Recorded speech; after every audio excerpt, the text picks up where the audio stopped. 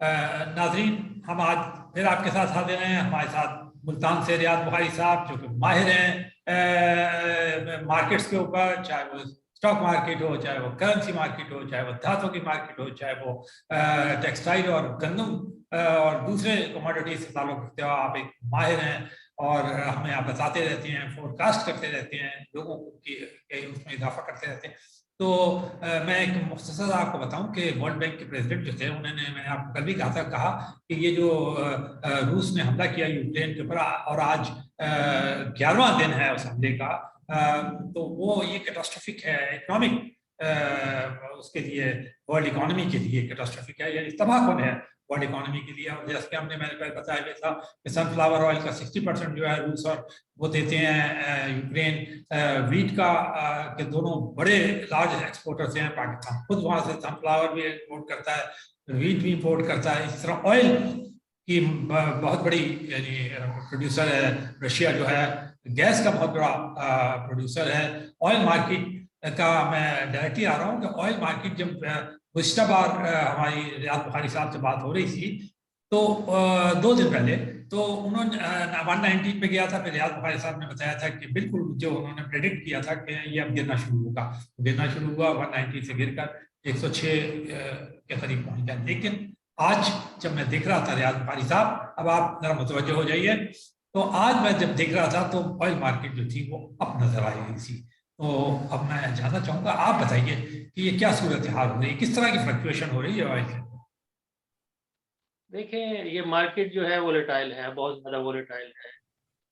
और फ्राइडे को अगर हम देखें, जो WTI क्रूड ऑयल था वो $106 के अराउंड गया था। फिर वहाँ से यानी $10 जैसे ही नीचे गया, 117 से नीचे, यानी 10 और $10.5 के अराउंड, फिर हमने उसमें देखी है कि मैंने उस दिन भी कहा था कि कोई ऐसी मार्केट नहीं है कि वो कंटिन्यू रोज़ाना $10 या $5 रोज़ाना नेगेटिव उसमें टेरिटरी में जाए।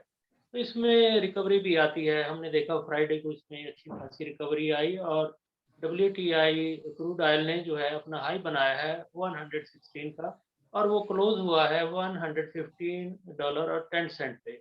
अगर ब्रेंट की बात की जाए, वो मई कॉन्ट्रैक्ट है। ये जो WTI है ये अप्रैल कॉन्ट्रैक्ट है, जो एक आगे का मंथ है, यानी उसमें थोड़ा सा फर्क होता है उसमें। रियाज भाई साहब, मैं कथा कलामी करके सिर्फ आपसे पूछना चाहूंगा कि ये जो ब्रेंड क्रूड हम कहते हैं और ये जो CTI क्रूड कहते हैं, ये क्या चीज है, ताकि हमारे नाज़रीन को जरा इसका भी पता चले। ये दोनों जो है ये क्रूड ऑयल हैं। जो WTI हम इसे कहते हैं ना, खाम तेल, ये यानी खाम तेल। टेक्सास इंटरमीडिएट, ये वहाँ पे है अमेरिका में, ये बरतानिया का है ब्रेंट जो है। और जो वहाँ पे अमेरिका में जो कॉन्ट्रैक्ट मंथ है वो अप्रैल चल रहा है, और जो ब्रेंट का है वो मई का कॉन्ट्रैक्ट है। तो मई का जो है यानी फर्दर लोग ये समझते हैं कि आगे अगर तेज होगी, तो थोड़ा सा अगर मार्केट तेज हो या उसमें तेजी का इम्कान हो, तो जो आगे वाला महीना होता है वो थोड़ा सा बढ़ा होता है। देखें, $2 का इनकम इनमें डिफरेंस है, और एक महीने का कॉन्ट्रैक्ट मंथ में इनका डिफरेंस है। और अगर ब्रेंट की बात की जाए, तो उसने जो है यानी अपना हाई बनाया था $119.78 का।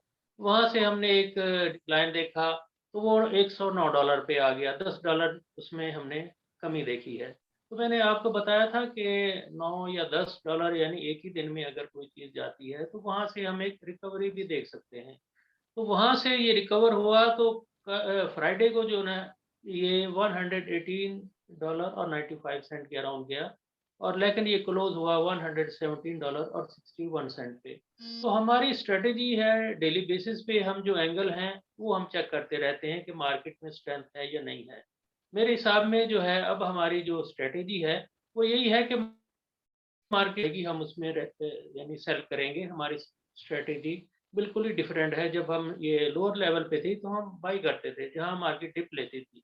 तो अब जो है मंडे के लिए जो इसका एंगल है, जो रेजिस्टेंस लेवल है, वो 121 है। यानी $2 ऊपर जो गेन एंगल है वो $2 ऊपर है, कि अगर वहां पे भी जाए में भी लोग पैनिक में आ जाए। लेकिन मैं समझता हूँ कि अगर मार्केट बढ़ती है, तो $121 आगे एक रेजिस्टेंस लेवल है, वहां से फिर हम डाउनवर्ड की तरफ देखेंगे। और दूसरा जो टाइम साइकिल है वो इंडिकेट कर रहा है कि यूक्रेन और रशिया के अंदर जो है आर्जी तौर पर एक मुआहदा हो जाएगा, जो बाद में यानी ब्रेक हो जाएगा, ये आर्जी मुआहदा होगा। तो ये चीज़ें जो है वो नीचे आना शुरू हो जाएँगी, ऑयल भी नीचे आना शुरू हो जाएगा। तो ये देखेंगे हम नेक्स्ट वीक क्या होता है, हम डे बाय डे इसको हम वॉच करते रहेंगे। बिल्कुल आपने रियाद भाई साहब बिल्कुल सही कह रहे हैं। मैं यहाँ पे ऐड करते चलूँ, आपने जो जो जिक्र इशारा किया है कि रूस और उसके दरमियान, यूक्रेन के दरमियान कोई फायदा हो सकता है, तो इसराइल के जो वजीर आजम हैं मैंने वो वहाँ पहुंचे हुए थे। उन्होंने व्लादिमीर पुतिन से बात की थी और से उन्होंने एक साल की। उसके बाद फिर वो जर्मनी गए हैं। जर्मनी आपको मालूम है कि बहुत सबसे पावरफुल मुल्क है इकोनॉमिकली, यूरोपियन इकोनॉमिक कम्युनिटी का। उससे उन्होंने बात की है और शायद और भी बात करेंगे। अमेरिका से भी उन्होंने सुना है कि टेलीफोन पे बात की है। फ्रांस के साथ भी उनकी बात हुई है। तो मतलब सालिसी की कोशिशें जो है वो भी ये जारी है। आज बरतानिया की तरफ से भी ये बताया गया उन्होंने कि उनके जो रशिया के जो आर्मी चीफ हैं उनसे डायरेक्टली उनके बातचीत उनसे हो रही है और वो चाह रहे हैं कि ये वॉर जो है किसी सूरत के अंदर भी यूरोप तक ना फैलने पाए, बस वो वहीं कंटेन रहे और फिर ये खत्म भी हो जाए, क्योंकि इसके असरात जैसे आपने बताया जो है वो इकोनॉमी के ऊपर, मुख्तलिफ अशिया खुर्द के ऊपर। अभी तेल का आपने बताया, मैं ये चाहता था कि आप ये बताएं, जैसे मैंने बताया था कि गंदम और ये सनफ्लावर ये भी तो गंदम के ऊपर इसका और टेक्सटाइल के ऊपर भी कोई इसका असर पड़ेगा, क्योंकि हम बहुत बड़े एक्सपोर्टर हैं इसके। जी देखिए, अगर कॉटन की मैं बात करूँ तो कॉटन जो है न्यूयॉर्क कॉटन एक्सचेंज के साथ यानी हमारी मार्केट मूव करती है। वहाँ जब अप हो तो हमारी मार्केटें भी अप हो जाती हैं। वहाँ जो अभी रिसेंटली हाई बना है कॉटन का न्यूयॉर्क कॉटन एक्सचेंज में, वो है $1.25 और 65 पॉइंट, ये उसका हाई बनाया है। और जो फ्राइडे को ये क्लोज हुई है वो $116 और 3 पॉइंट पे ये क्लोज हुई है। मैं समझता हूँ कि कॉटन में कंटिन्यू, मैं समझता हूँ इसमें हम एक डिक्लाइन देखेंगे और मार्केट जहाँ कॉटन भी बढ़े तो वहाँ पे हमें सेल करना चाहिए। तो इस साल जो है हमारे काश्तकार भाई जो हैं पाकिस्तान के या कहीं भी हैं, लास्ट ईयर तो उन्होंने बड़ा अच्छा उसमें प्रॉफिट किया और मार्केट बहुत हाई गई। इस साल कॉटन की जो प्राइसेज़ हैं वो डाउन रहेंगी। उसकी बेसिक रीज़न ये है कि उसमें कॉटन की क्रॉप भी अच्छी होगी। जब कॉटन ज़्यादा हो यानी क्रॉप अच्छी हो तो यकीनन उसकी प्राइसेज़ भी डाउन हो जाती हैं। जब वो अवेलेबल ना हो, जब कॉटन डैमेज हो जाए तो फिर ये चीज़ें होती हैं, ये इसकी प्राइसेज़ बढ़ जाती हैं। तो न्यूयॉर्क कॉटन एक्सचेंज में मैं समझता हूँ कि वहाँ भी एक मंदी का रुझान रहेगा। यानी ऐसा नहीं है कि मार्केट नीचे जाए तो आप उसको सेल करें। जहाँ मार्केट में एक अच्छी रैली देखें, तो वहाँ आप उसमें एंटर हो जाएँ, उसमें अपनी रियाज भाई साहब ये बताइए कि गंदम की क्या होगा, क्योंकि गंदम के से मुतालिक लोग बहुत कंसर्न होते हैं। जैसे मैंने वजीर आजम जब हमारे गए थे रूस, तो पता इत्तलात ये हैं कि उन्होंने वहाँ भी उनसे फिर इस मसले भी ये रिक्वेस्ट की है। हालांकि आप बता रहे थे कि गंदम की क्रॉप हमारा बहुत अच्छा होगा, बम्पर क्रॉप होगा, लेकिन फिर भी उन्होंने शायद ये हिज़्ब तक़द्दुम के तौर पे किया है कि उनसे शायद 20 लाख टन गंदम मजीद इम्पोर्ट करने की बात की है। तो क्या गंदम की सूरत हाल इस वक्त क्या है? देखें, अगर शिकागो बोर्ड ऑफ ट्रेड की बात की जाए तो वहाँ पे आज से यानी 14 बरस पहले 2008 में $13 और 34 सेंट पर बुशल पे की प्राइस पे गई थी व्हीट। वहाँ से ये कमी देखी और जो फ्राइडे को क्लोज हुई है ये लिमिट अप थी मार्केट और $12 और 8 सेंट के अराउंड ये क्लोज हुई है। तो ये जो कॉन्ट्रैक्ट मंथ होता है या फ्यूचर मंथ ये होते हैं, ये एक पैरामीटर नहीं होता कि हम इसी को ही फॉलो करें। हमने देखना है पाकिस्तान, ओवरऑल दुनिया में यही देखना है कि ओवरऑल मैं समझता हूँ कि जो क्रॉप है व्हीट की बहुत अच्छी होगी। लेकिन अप्रैल के बाद जो है यानी मिड अप्रैल के अराउंड जो है अच्छी खासी बारिशें और कुछ मुल्कों में सैलाब, इसकी वजह से कॉटन में भी इसकी सोइंग में भी डिले हो सकता है। और कॉटन के लिए जो है यानी सितंबर अक्टूबर 2 मंथ ये भी इतने अच्छे मैं नहीं समझता। तो कॉटन जो है या व्हीट जो है इसमें मैं समझता हूँ कि हमारी बम्पर क्रॉप होगी अगर हमारी गवर्नमेंट कंट्रोल कर पाई। ये जो स्मगलिंग हो जाती है तो यकीनन हमारे पास सरप्लस होती है। लेकिन लास्ट ईयर भी अच्छी क्रॉप हुई थी और स्मगल हो गई थी। तो उसकी वजह से यानी जो 1800-1850 रुपए मन थी गंदम, वो 2800 रुपए मन तक चली गई। लेकिन अब वो रियाज भाई साहब, पिछले साल तो कोई 30 लाख टन हमने इम्पोर्ट भी किया और आपने देखा था गंदम की प्राइसेस मुल्क के अंदर बहुत तेजी से ऊंची गई थी और लोग बहुत परेशान हुए थे। असल जो परेशानी थी वो यही थी ना कि रोटी की कीमत जो 8 रुपए थी वो 10 हुई, 10 बढ़ी 15 तक, 16 तक चली गई। तो आप ये कह रहे हैं कि पिछली बार अच्छा क्रॉप हुआ था, तो अच्छा क्रॉप होने के बावजूद भी गंदम की कीमतें क्यों हमारी यहाँ स्टेबल नहीं हो पा रही? इसकी बेसिक रीजन ये है कि ये स्मगल हो जाता है। गवर्नमेंट में जो है लोग हैं, वो इस पे कंट्रोल नहीं कर पा रहे। अगर इस साल भी अगर स्मगल ना की जाए तो फिर भी कुछ ना कुछ बेहतर होगा। लेकिन मैं समझता हूँ कि गंदम में एक बहुत अच्छी जो तेजी है वो मई में आने वाली है। मई में तेजी इसमें आएगी गंदम में।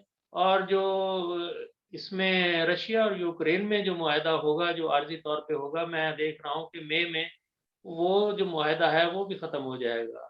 तो वहाँ से मैं एक तेज़ी समझता हूँ। और तमाम चीज़ों में, कमोडिटीज़ में, हर चीज़ में।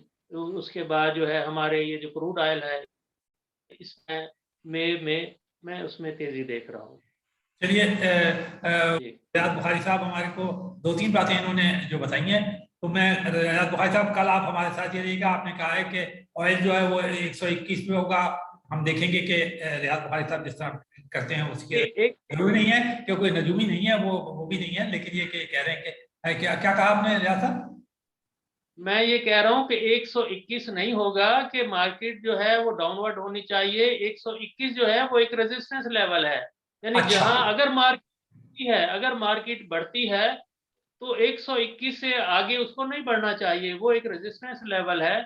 तो वहां से मार्केट नीचे आ जाएगी। जो क्रूड ऑयल है वो भी मे बी $1-2 बढ़ सकता है, ज्यादा से ज्यादा नहीं बढ़ेगा। अब मार्केट में ज्यादा तेजी मुझे नजर नहीं आती, क्योंकि रशिया और यूक्रेन का जो है आर्जी मुआहदा हो जाएगा। जैसे चलिए, ये आप दुनिया वो को तो अच्छी बात बता रहे हैं कि और ये आप इस कंटेक्स्ट में बता रहे हैं कि जो इकोनॉमिक सूरत हाल है कि जरूर कोई ना कोई मुआहदा हो जाएगा। और मगर बहरहाल कल हम आपसे जरूर बात करेंगे।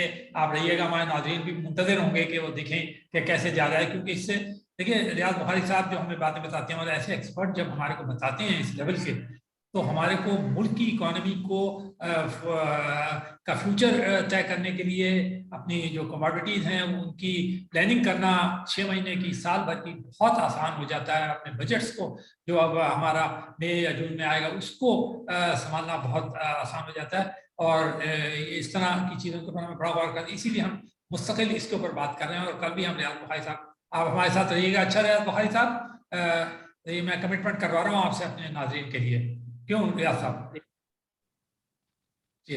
तो मैं फिर बता रहा था आपको कि यूक्रेन और उसकी सूरत हाल, सफारती कोशिशें बड़ी जोर शोर से जारी हैं। वो रूस ने उनका दावा है कि 2 शहरों पे, एक पोर्ट शहर है मारिउपोल, उस पर कब्जा कर लिया है और एक खरसून पे कब्जा कर लिया है। और चारों तरफ से कीव को भी वो कहते हैं घेरा। लेकिन उनका जो मूवमेंट है, कहते हैं वो जो 40 मील लंबा फौजी काफिला है वो बहुत स्लो स्लो आगे बढ़ रहा है। और उस तरह बल्कि फौजी माहिरीन तो मैंने देखा है, लेकिन इसमें ज्यादातर मगरबी थे, तो वो रूस का जो पॉइंट ऑफ व्यू मेरे सामने नहीं आ सका। तो वो उनका कहना ये था कि वो वाली अचीवमेंट नहीं हो सकी तेजी से, क्योंकि आज डे 11 है। एक बात और मैं आखिर में बताता चलूँ, वो उसके ऊपर भी मैं चाहूंगा कि कल हम उनसे बात करेंगे तफसील से।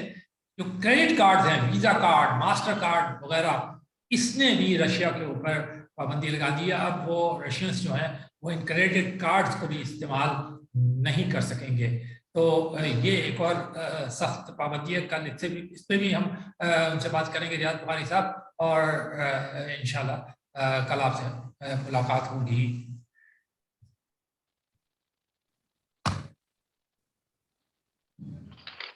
ठीक है जी।